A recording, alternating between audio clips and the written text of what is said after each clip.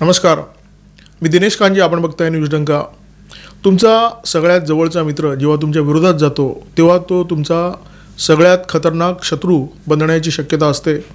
उद्योगपती Elon Musk आणि अमेरिकेचे राष्ट्राध्यक्ष डोनाल्ड ट्रम्प यांच्या बाबतीत असंच घडताना दिसतंय. अमेरिकेमध्ये काल रात्रीपासून एका खळबळजनक प्रकरणाची चर्चा सुरू झालेली आहे. याचा आरंभबिंदू बनला आहे उद्योगपती इलॉन मस्क यांची एक्सवर करण्यात आलेली एक पोस्ट.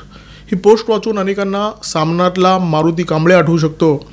काही लोकांना मवियाच्या काळामध्ये बळी गेलेला मनसुख हिरण आठवू शकतो आणि काही लोकांना महाराष्ट्रातील एका तरुण नेत्याचं एका बॉलिवूड अभिनेत्याबरोबर सुरू असलेलं लफडं आठवू शकतं.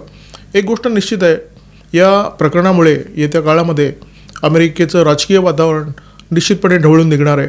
अमेरिकेतील एक तरुण उद्योगपती जो अध्यक्षीय निवडणुकीच्या काळामध्ये डोनाल्ड ट्रम्प यांच्या पाठीशी अगदी पहाडासारखा उभा राहिला, ज्याच्यामुळे डोनाल्ड ट्रम्प यांचा विजय सुलभ झाला, सोपा झाला. हाच उद्योगपती एक्सवर पोस्ट अपलोड करतो आहे आणि त्या पोस्टमध्ये म्हणतो आहे की अमेरिकेमध्ये एका नव्या पक्षाची गरज आहे. अमेरिकेच्या आर्थिक उद्धारासाठी राष्ट्राध्यक्ष डोनाल्ड ट्रम्प यांनी अत्यंत महत्त्वाकांक्षी असलेलं बिग ब्युटिफुल बिल आणलेलं आहे. इलॉन मस्क हे त्यांचे अत्यंत जवळचे साथीदार, परंतु त्यांनी या बिलाचा निषेध करत सरकारमधून बाहेर पडण्याचा निर्णय घेतला. डिपार्टमेंट ऑफ गव्हर्नमेंट एफिशियन्सीच्या पदाचा त्यांनी राजीनामा दिला. राजीनामा दिल्यानंतर त्यांनी डोनाल्ड ट्रम्प यांचे आभार मानले होते. परंतु हाच तो क्षण आहे जेव्हापासून डोनाल्ड ट्रम्प आणि इलॉन मस्क यांच्यामध्ये ठेणग्या पडायला सुरुवात होईल हे त्यांच्या निकटवर्तीयांना माहिती होतं आणि आता तसंच घडताना दिसते.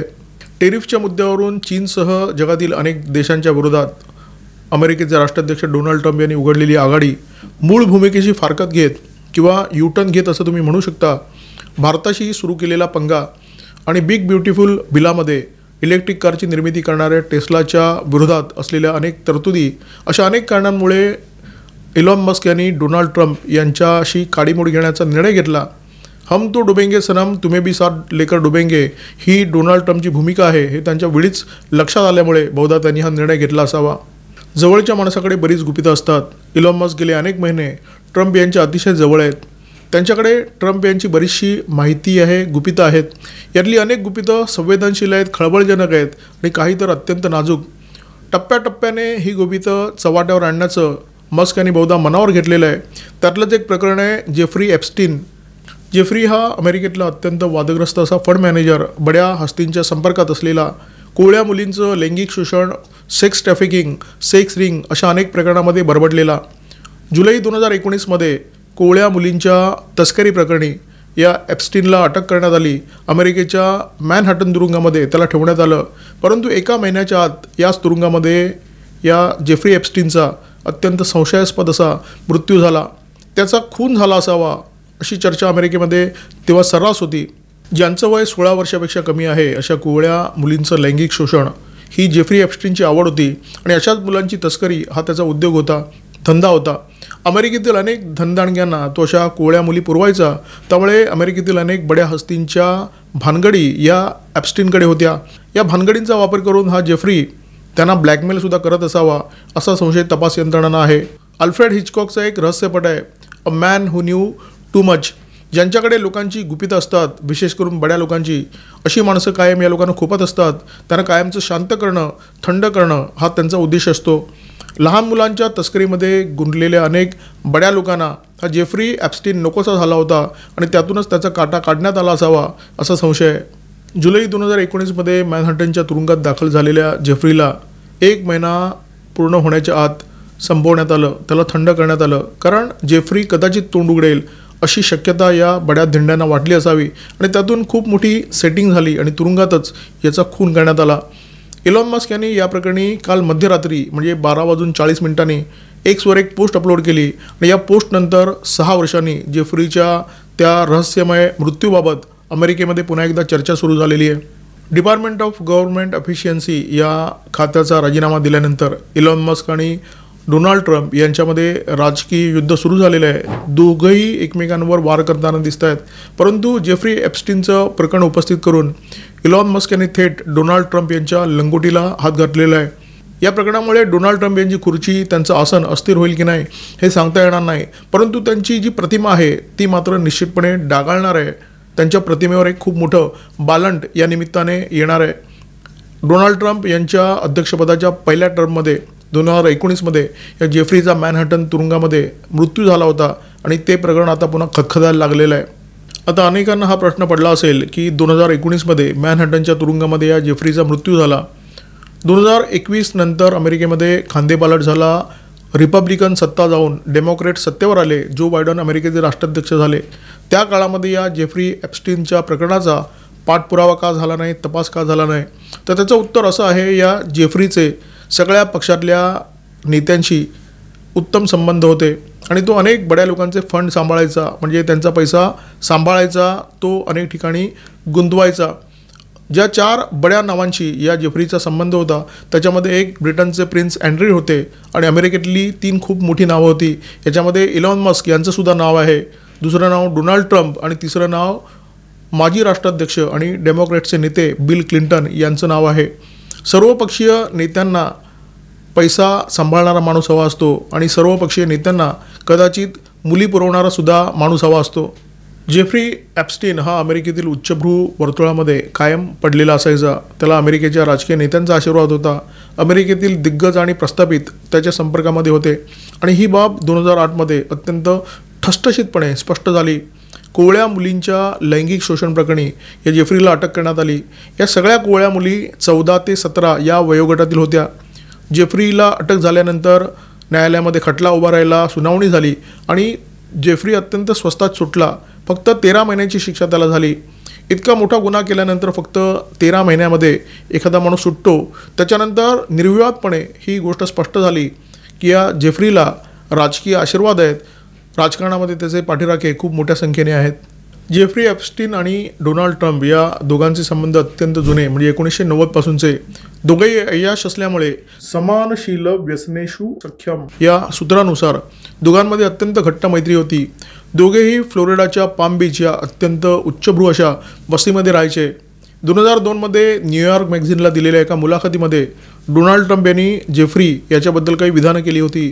ते म्हणाले होते की जेफ्री हा अत्यंत मस्त माणूस आहे. माझ्याप्रमाणे त्यालाही सुंदर आणि देखण्या महिलांचा शौक आहे आणि त्यातल्या काही महिला तर अत्यंत कोवळ्या आहेत.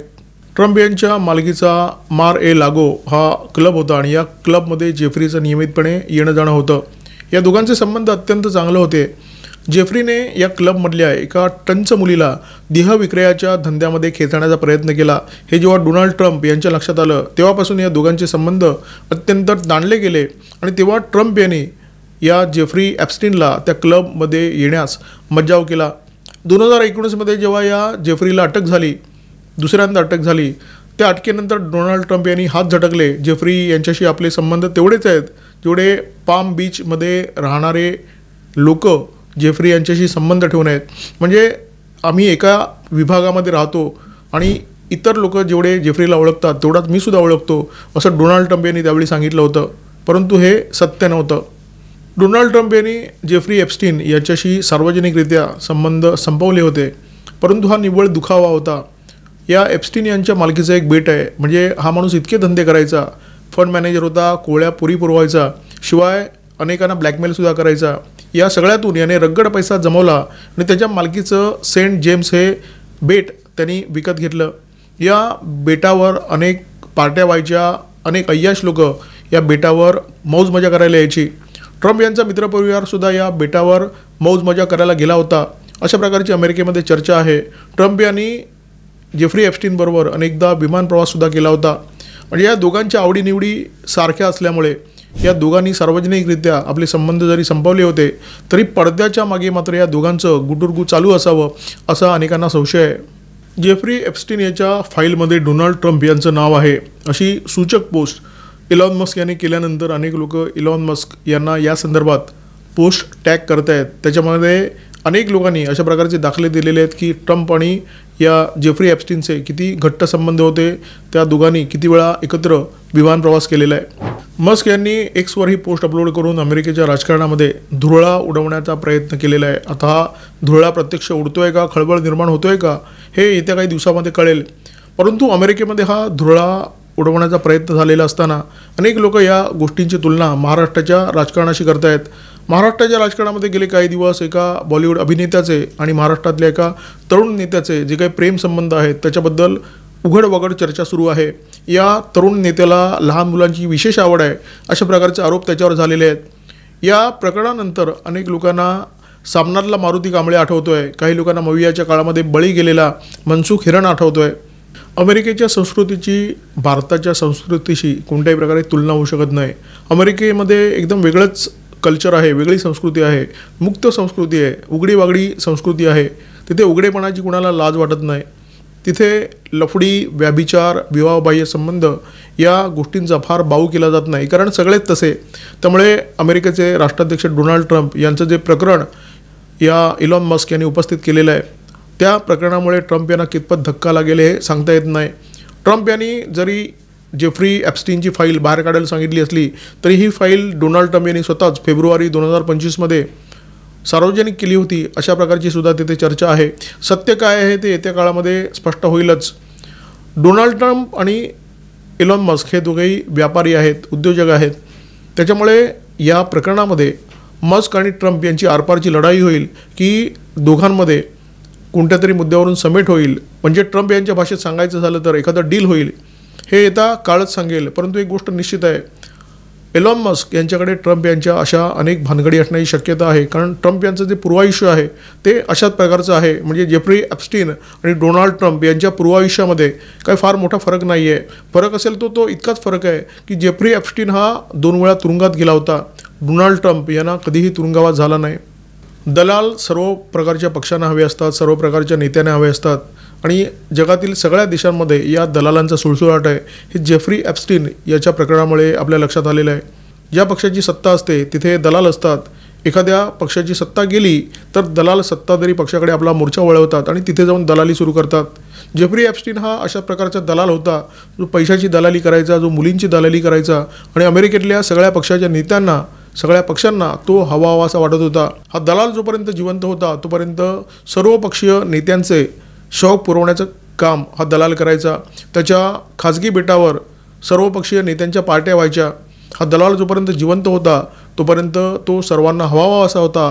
परंतु हा दलाल मेल्यानंतर त्याच्या मृत्यूवर एक प्रश्नचिन्ह निर्माण झालेला आहे। त्याचा मृत्यू संशयास्पद बनलेला आहे आणि अमेरिकेच्या राजकारणामध्ये या मृत्यूने आता खळबळ निर्माण करायला सुरुवात केलेली आहे। इलॉन मस्क आणि डोनाल्ड ट्रम्प यांची जी हाणामारी आहे त्या हाणामारीचा पहिला अंक कुठे सुरू झालेला आहे। परंतु मी इथे स्वल्पविराम घेतोय, इथे थांबतोय। या व्हिडिओमध्ये माझ्यासोबत होते cameraman Omkar Bhagwat, video editor Vaishnav Dubale. Video जर आवडला असेल तर लाईक करा, शेअर करा, कॉमेंट बॉक्समध्ये व्यक्त व्हा। ट्रम्प आणि मस्क यांच्या साठमारीमध्ये कोण विजयी होणार, कोणाला फटका बसणार याच्याबद्दल आपापली मतं व्यक्त करा। सबस्क्राईब करा न्यूज डंका आणि बेल आयकॉन दाबायला अजिबात विसरू नका। नमस्कार, धन्यवाद।